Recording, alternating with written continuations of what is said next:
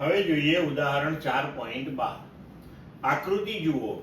એક નરમ સમક્ષિતિજ સપાટી પર લાકડાનો 2 કિલોગ્રામ દળનો એક બ્લોક સ્થિર રહેલો છે. જ્યારે 25 કિલોગ્રામ દળના લોખંડના એક નળાકારને આ બ્લોક અને નળાકાર બંને એક સાથે 0.1 મીટર પર સેકન્ડ સ્ક્વેરના પ્રવેગથી નીચે ઉતરે છે. બ્લોક વડે તળિયા પર તળિયું નમતા એ પહેલા અને બી પછી કેટલું ક્રિયાબળ લાગે? G બરાબર 10 મીટર પર સેકન્ડ સ્ક્વેર લો.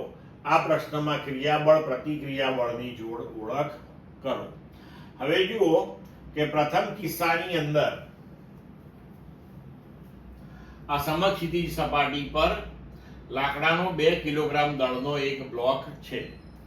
તો 2 કિલોગ્રામ દળનો બ્લોક છે એટલે mg જેટલું ગુરુત્વાકર્ષી બળ બ્લોક સપાટી પર અધો દિશામાં લગાડશે.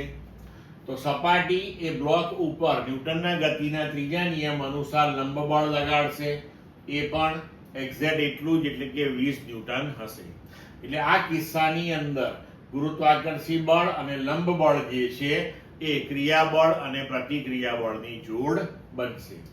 હવે બીજા કિસ્સાની અંદર આપણે એવું કરીએ છીએ કે 25 કિલોગ્રામ દળનો લોખંડનો એક નળાકાર એ આ બ્લોક ઉપર આપણે એવી રીતે મૂક્યો છે કે બ્લોક અને નળાકાર બંને 0.1 મીટર પર સેકન્ડ સ્ક્વેરના પ્રવેગથી નીચે ઉતરે છે. બરોબર છે? તો હવે આ કિસ્સાની અંદર બ્લોક જે છે એનું દળ 2 કિલોગ્રામ અને નળાકારનું દળ 25 કિલોગ્રામ એટલે બ્લોક અને નળાકારથી બનેલું જે સમગ્ર તંત્ર લઈએ તો તેનું કુલ દ્રવ્યમાન થયું 27 કિલોગ્રામ. એટલે કે હવે નળાકાર અને બ્લોક વડે ગુરુત્વાકર્ષી બળ અધો દિશામાં mg એટલે કે 27 ગુણ્યા 10 બરાબર 270 ન્યૂટન જેટલું લાગશે.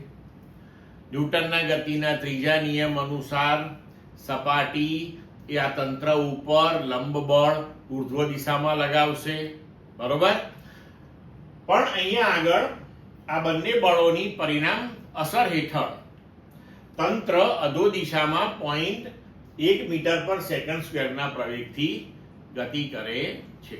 એટલે કે તળિયું અને બધું જ 0.1 મીટર પર સેકન્ડ સ્ક્વેરથી નીચે ઉતરે છે.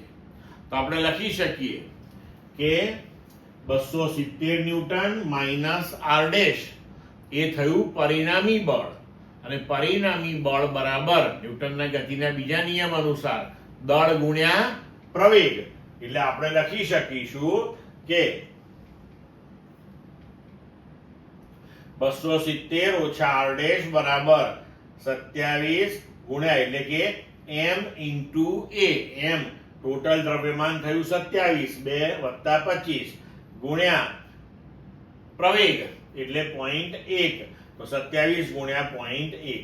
અહીંયા આપણે r ડેશ ને સૂત્રનો કરતા બનાવીને તેનું મૂલ્ય શોધીશું તો મળશે 267.3 ન્યૂટન. બરોબર છે? તો આ કિસ્સાની અંદર તંત્ર વડે તળિયા પર લાગતું ક્રિયાબળ અને તમારા તળિયા વડે તંત્ર પર લાગતું પ્રતિક્રિયાબળ એટલે કે લંબ બળ આ બંને બળો એટલે કે ગુરુત્વાકર્ષી બળ અને લંબ બળ એ ક્રિયાબળ અને પ્રતિક્રિયાબળની જોડ બનશે. ક્લિયર મિત્રો?